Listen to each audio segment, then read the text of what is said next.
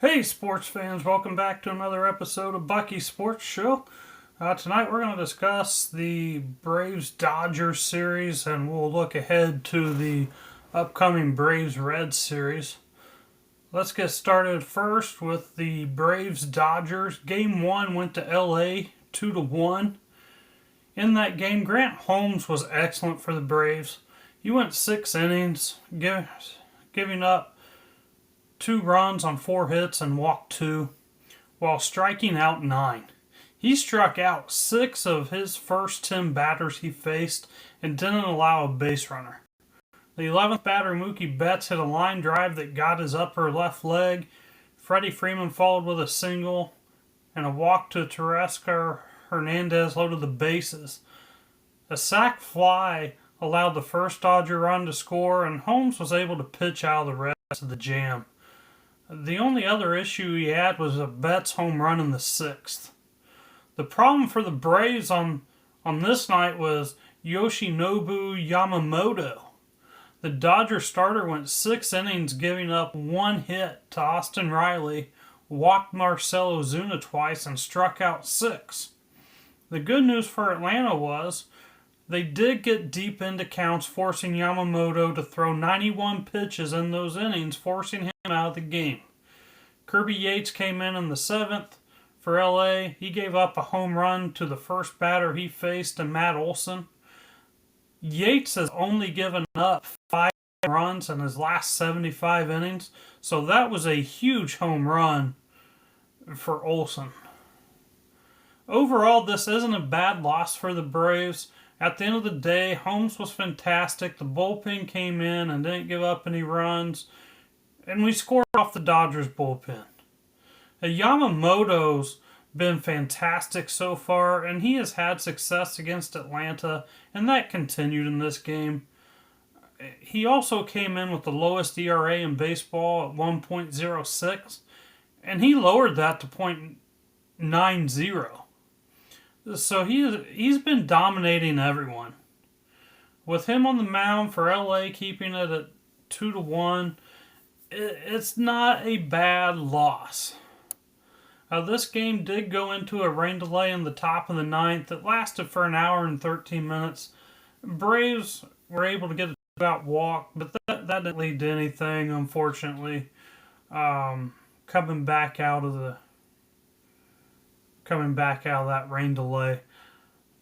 Overall, not awful. Game 2, this was awful. This game had a 3-hour, 6-minute rain delay prior to the start of the game, so it didn't even start till after 10:20. Spencer Schwellenbach had a good first inning. After that, it got really rocky for him.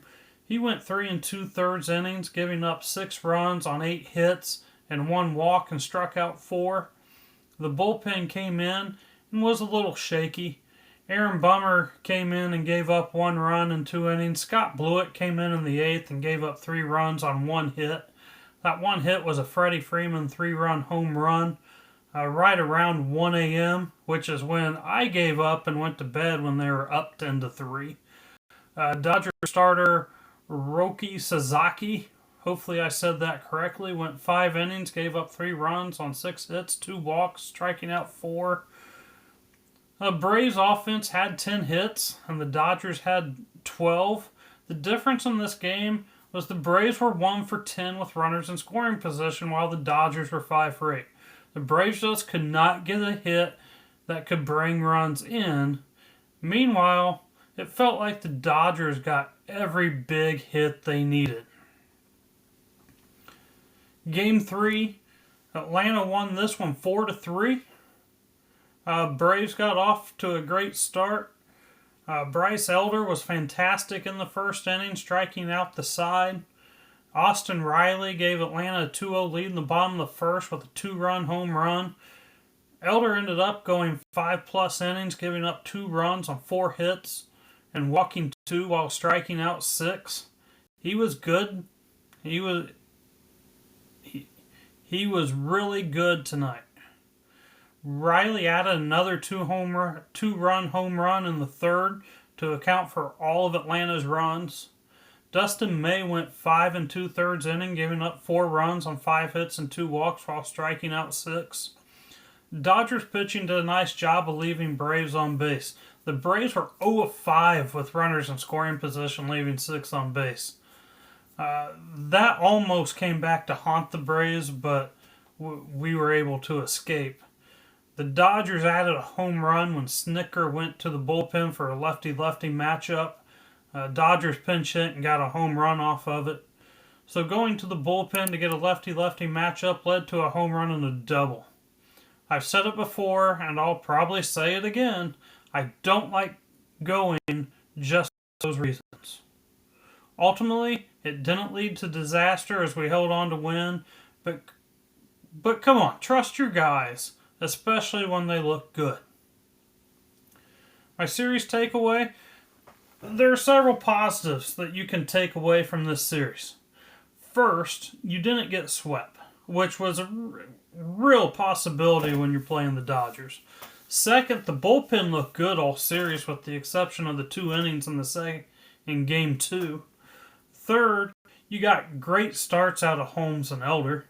And fourth, you don't see the Dodgers again the rest of the season unless it's in the playoffs. Don't have to worry about them. They're done. The bad, Game 2. Game 2 was really bad. And the offense was 1 of 16 with runners in scoring position, leaving 21 men on base for the series. They have to clean that up going forward. To only get 1 hit with a man in scoring position for the entire series is ridiculous. That just can't happen over the course of the season anymore.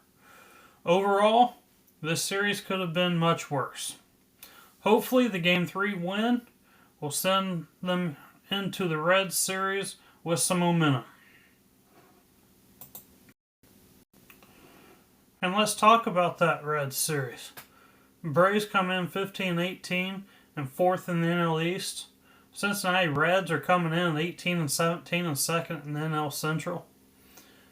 For the Braves, they come in hitting .242, ranking 17th. They're led by Austin Riley, who leads the team with a .292 average, 8 home runs, and 24 RBI. The pitching staff comes in struggling a little bit. They have an ERA of 4.26, ranking 20th. The bullpen comes in with an ERA of 3.88, which is 15th.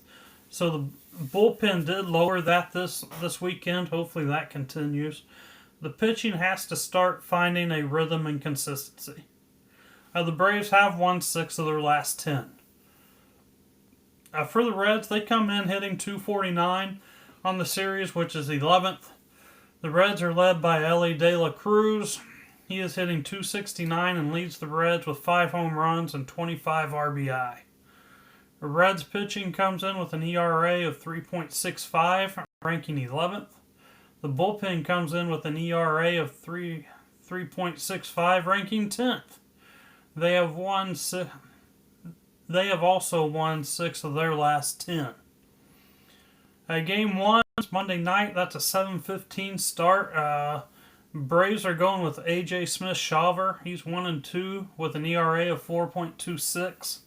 Reds are going with Brady Singer. He's 4-1 with an ERA of 3.24. Smith-Shawver comes off a win against Colorado. He was excellent in that game until he was hitting a line drive just above his elbow that forced him to leave the game. Hopefully he can continue what he was doing in Colorado.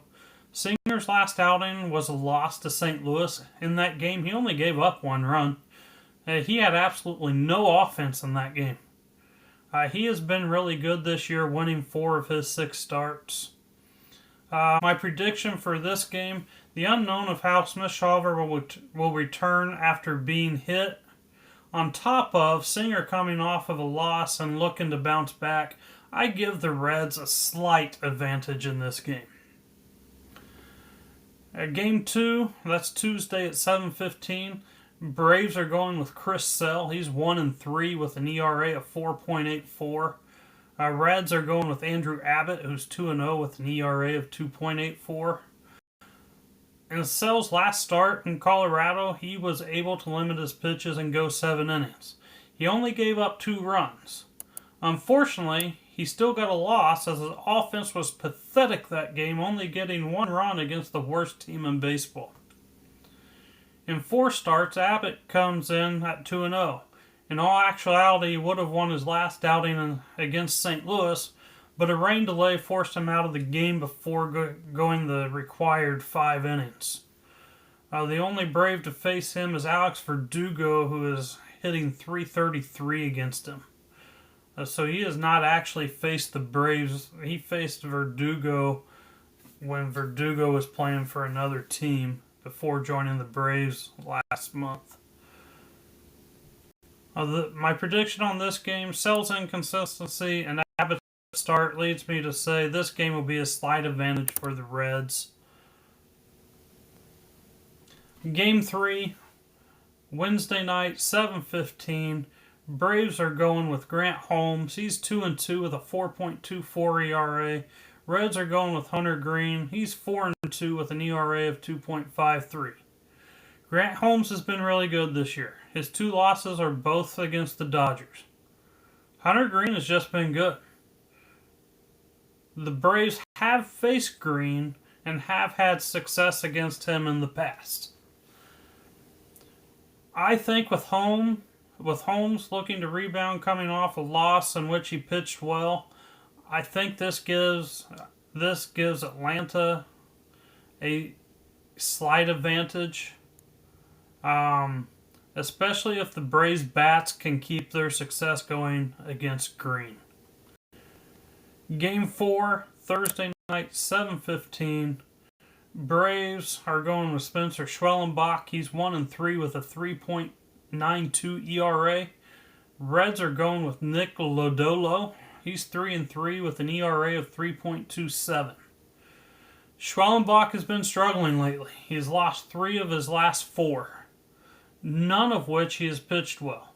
Even his no-decision game in that stretch, he gave up 3 runs on 8 hits. He needs to find his form again. Lodolo's last outing was a disaster. He gave up 7 runs, 6 of them earned, in 5 1/3 innings to Washington. My prediction on this one, the Braves, having never faced Lodolo, and the Reds were not good against Schwellenbach in one outing against them last year, I give this game a slight advantage to the Braves. Series prediction, I think this series ends in a 2-2 split. It could also just as easily go a sweep to either team.